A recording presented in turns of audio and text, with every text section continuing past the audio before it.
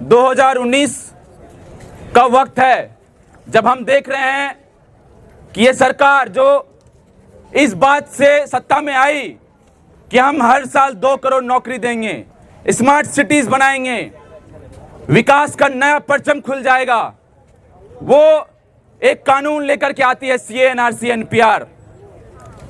इस देश के लोगों की नागरिकता को छीनने का कानून, इस देश के मुसलमानों की नागरिकता को छीनने का कानून, और उसके खिलाफ आंदोलन खड़ा होता है। और उस शाहीन बाग के ऐतिहासिक आंदोलन को हम यहां से याद करते हैं, जहां पे इस देश के मुसलमान प्राथमिक तौर पर निकले घरों से और उन्होंने एक साफ शब्दों में कहा कि इस देश की नागरिकता पर उठने वाले तमाम खतरों के खिलाफ जो पहली आवाज होगी वो हमारी आवाज होगी। और उस आवाज को आज ये सरकार बंद करने की कोशिश लगातार कर रही है।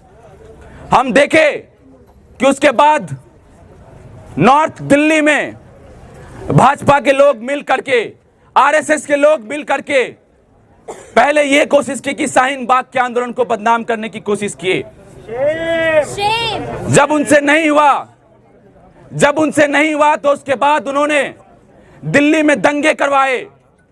और वो कपिल मिश्रा, जिसका वीडियो रिकॉर्डिंग हम सब लोगों के सामने था, जिन्होंने बोला था कि आप ये भीड़ खाली करवाइए, नहीं तो क्या होगा उसकी गारंटी हम नहीं लेंगे।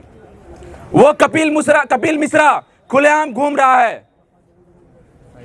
वो भाजपा के मंत्री जो खड़े होकर के बोल रहे थे कि देश के गद्दारों को गोली मारो, हम ये देख रहे हैं कि उनको मंत्रालय दिया जा रहा है, उनको मंत्री बनाया जा रहा है। और वो लोग जो संविधान को बचाने की लड़ाई लड़ रहे थे, जो इस देश के आईन के साथ खड़े थे, जो इस देश के नागरिकता पर उठने वाले खतरे के खिलाफ खड़े थे, जो ये बोल रहे थे कि हम नहीं बर्दाश्त करेंगे इस नागरिकता पर उठने वाले खतरे को, उन तमाम लोगों को जेलों में बंद कर दिया गया। और उसमें से 12 साथियों को आज 5 साल से ऊपर का वक्त हो गया है, उनको बेल तक नहीं मिलता है, उनको बेल रिजेक्ट कर दिया जाता है।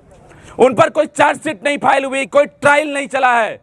और कुछ दिन पहले जब दिल्ली हाई कोर्ट में उनके बेल याचिका पहुंची तो जज के आर्गुमेंट सुनते हैं हम क्या होता है। उन तमाम भारतीय न्यायपालिका, और बहुत ही लोग बोलते हैं कि कोर्ट की अवमानना हो जाती है, हमें इस बात का डर नहीं, अवमानना हो जाए।